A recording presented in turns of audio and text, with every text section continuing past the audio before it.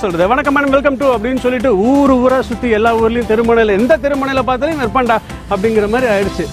எல்லாம் தாண்டி சூப்பர் ஸ்டாருக்கு முத்தம் கொடுக்குற அளவுக்கு போச்சு. இதில் ஹேண்டில் பண்ண முடியாது அப்படிங்கிற ஒரே ஒருத்தர் தான் இருக்காரு. கமல் சார் கிட்ட பேசிட்டு இருக்கும்போது அப்படிதான் இன்டர்வியூ போகலாமா? வணக்கம் மேடம் வெல்கம் டு அப்படின்னு சொல்லிட்டு ஊரா சுற்றி எல்லா ஊர்லேயும் தெருமுனையில் எந்த தெருமுனையில் பார்த்தாலும் நிற்பாண்டா அப்படிங்கிற மாதிரி ஆயிடுச்சு. இப்போ நான் இருக்கிறது கூட என்னென்னா சன் டிவி நெட்ஒர்க்கில் ஒரு சேனல் ஹெட்டாக இருக்கேன். ஸோ அது ரொம்ப சந்தோஷமான ஒரு இடம், ஒரு கௌரவமான ஒரு இடத்துல உங்களோட சப்போர்ட் தான். இல்லைனா இன்றைக்கி இவ்வளோ தூரம்லாம் வந்திருக்க முடியாது. இப்போ பாருங்கள், இப்போ உங்களுக்காகவே சும்மா ரொம்ப நாள் கழிச்சு நடக்காம பார்த்தீங்களா, இது நடக்கிறத வச்சே கேட்டுட்ருப்பாங்க.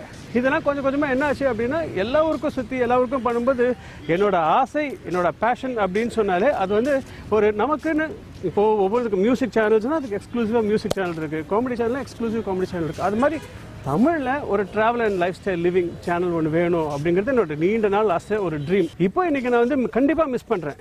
ஏன்னா இந்த ஒரு பீச்சுக்கு வந்து பார்த்தோன்னு வச்சுக்கோங்களேன், நீங்கள் கேட்ட பாடல இந்த இடத்துல சென்னை அப்படின்னாலே சென்னையோட லேண்ட்மார்க் இங்கே தான். அப்படி வந்து நிறைய எபிசோட்ஸ் எடுத்துருக்கோம். இங்கே வந்து முடிச்சுட்டு இங்கே நேராக பக்கத்தில் கற்பகம் மெஸ்ஸில் போய் சூடாக காலங்கத்தில் டிஃபன் சாப்பிட்டுட்டு அதுக்கப்புறம் இன்றைக்கி போய் ரிலாக்ஸ் பண்ணுறது அப்படிங்கிறது அந்த ஒரு ட்ராவலை வந்து நான் ரொம்பவே மிஸ் பண்ணுவேன். நம்ம பண்ணுற ஒர்க்கை நல்லா பண்ணதுனால தான் இன்றைக்கி இது நாள் கழிச்சு கூட மறக்க முடியாத ஒரு சில லிஸ்ட்டில் என் பேர் இருக்குது அப்படிங்கிறது காலர் இல்லையா, இருந்தாலும் ஒரு சந்தோஷமான ஒரு விஷயம் தான். சிங்கப்பூராக இருக்கட்டும், மலேசியாவாக இருக்கட்டும், இந்த ஒரு ப்ரோக்ராமுக்காக உங்களுக்காக அப்படின்னு சொல்லிட்டு கிட்டத்தட்ட ஒரு 13 கண்ட்ரிஸ்க்கு ஊர் சுற்றிருக்கேன் அப்படின்னா பாருங்களேன்.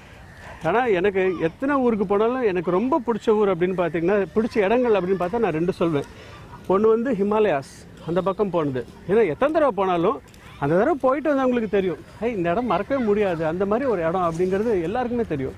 இன்னொன்று வந்து அந்தமான்ஸ், பாரத் அங்கே ஐலண்ட்ஸுக்கு போய் பார்க்கும்போது அங்கே ஒரு பெரிய ஒரு இது மக்ரூன் இருக்குது பாருங்கள். இதே வார்த்தை தான் சொன்னேன், ஒரு மக்ரூன் மேலே ஏறி நின்றுட்டு இருக்கேன். இப்போ நான் நின்று அப்படியே ஆடுது. ஆனால் குச்சியை விட்டு குத்தி பார்க்கும்போது அப்படியே ஏதோ ஒன்று ஆவி பிறந்துட்டு ஏதோ உள்ளேருந்து ஏதோ லிக்விட் மாதிரி வந்துட்டு இருக்கு. இது என்னென்னு தெரியல அப்படிலாம் சொல்லி பேசிகிட்டு இருந்தேன்.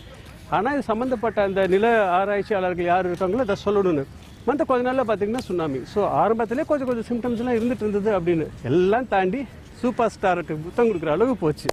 எந்திரன் இன்டர்வியூ போது மறக்க முடியாத ஒரு நொடினா அது எவ்வளோ பெரிய ஆள். மைண்டில் வந்து ஒரு பெரிய விஷயமா ரஜினி சாரோட இன்டர்வியூ பண்ணணும் அப்படிங்கிறது. ஏன்னா நான் சின்ன வயசுலேருந்து பயங்கர வெறி பிடிச்ச பைத்தியம். பேசிகிட்டு இருக்கும்போது, சார் உங்களுக்கு ஆக்டிங் பிடிச்சிருக்கா? இல்லை நீங்கள் என்ஜாய் பண்ணுறீங்களா? பின்ன நமக்கு பிடிச்சிருக்க ஒரு விஷயம், என்ஜாய் பண்ணுற ஒரு விஷயம்னா ஏன் சார் ஒரு 3 வருஷம் கேப் கொடுத்து படம் பண்ணுறீங்க? அப்படியே பார்த்தாரு. சரி இன்றைக்கி நமக்கு ரிட்டர்ன் டிக்கெட் போட்டுருவாங்க அப்படின்னு நினச்சேன். பார்த்துட்டு அப்புறம் கொஞ்சமாக பேச ஆரம்பிச்சாருங்க. நாங்கள் அந்த இன்டர்வியூவில் பேசினதை விட அதில் ஒரு ½ hour அன்றைக்கி பேசினேன் பாருங்கள், ஒரு கேமரா இல்லாமல் எதுவும் இல்லாமல் எவ்வளோ விஷயம் ஷேர் பண்ணாருங்க. மறக்க முடியாத அனுபவம், அந்த ஒரு எக்ஸ்பீரியன்ஸ். என்ன ஆகுனா ஒவ்வொரு விஷயத்துலையும் கமல் சார் அவரோட இன்டர்வியூ, இப்போ ரீசெண்டாக கொடுத்த இன்டர்வியூ வரைக்கும் பார்த்திங்கன்னா எல்லாமே படிச்சுட்டு இருந்தோன்னா ஒரு விஜேக்கு இல்லை ப்ரிப்பரேஷனுக்காக தான். அதுக்கப்புறம் நம்ம எதுக்காக போகிறோம் அப்படிங்கிறது அந்த கான்செப்ட் மைண்டில் இருக்கும். தீபாவளினா அது சம்மந்தமாக ஒரு 1-2 கொஸ்டின்ஸ் கேட்குறது. இதில் ஹேண்டில் பண்ண முடியாது அப்படிங்கிற ஒரே ஒருத்தர் தான் இருக்கார், சத்யராஜ் சார் என்னை பொறுத்த வரைக்கும். ஏன்னா அவர் எந்த நேரத்தில் என்ன ஆன்சர் பண்ணுவாருன்னு தெரியாது. பேசிக்கலாகவே அவர் வந்து செம்ம லொல்லுப்பா அப்படிங்கிற ஒரு கேரக்டராக இருக்காரா. நம்ம என்ன கேட்டாலும் அவர் லொல்லாக ஒரு ஆன்சர் சொல்லிட்டு எஸ்கேப் ஆகிக்கலாம் அப்படிங்கிறது ஒன்று இருக்குது. ஸோ ப்ரிப்பரேஷன் தான் அவருக்கு மட்டும்தான் எனக்கு என்னை பொறுத்த வரைக்கும் தேவைன்னு நினைக்கிறேன். இப்போது ரீசெண்டாக சைத்தானில் சும்மா அப்படி தலை காமிச்சிருக்கேன். எனக்கு ரொம்ப ஒரு ஆசை. இப்போது கடலில் வந்து நிறைய பின்னாடி நடந்திருக்காங்க, அது மாதிரி ஐலாண்ட்ஸில் நடந்திருக்கேன். பனி இருக்குது பார்த்தீங்களா, நம்ம சிம்லாக்கு போகும்போது அங்கே பின்னாடி நடந்திருக்கேன். எல்லா ஃபாரின் கண்ட்ரீஸ்லேயும் நாங்கள் போன இடங்கள் எல்லாம் இல்லை, நாங்கள் போன ஃபாரின் கண்ட்ரீஸில் எல்லாத்துலேயுமே இப்படி பின்னாடி நடந்திருக்கேன். ஆனால் எனக்கு ரொம்ப ரொம்ப ரொம்ப ரொம்ப ரொம்ப ஒரு ஆசை என்னென்னா, அது நடக்குமா என்னன்னு தெரியாது, அவருக்கு தான். ஏன்னா பாபாவோட அடிக்டட் டிவோட்டின்னு சொல்லலாம், பாபா ஐயப்பன். அவங்க என்ன டிசைட் பண்ணுறாங்களோ அவங்க அதுக்கேற்ற மாதிரி இருக்கும். எவரெஸ்ட்டுக்கு ஒரு தடவை போகணுன்னு ஒரு ஆசை.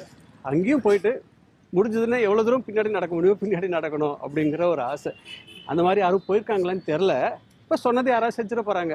சரி செஞ்சால் நாம் செய்யும்போது வித்தியாசமாக பண்ணிக்கலாம்.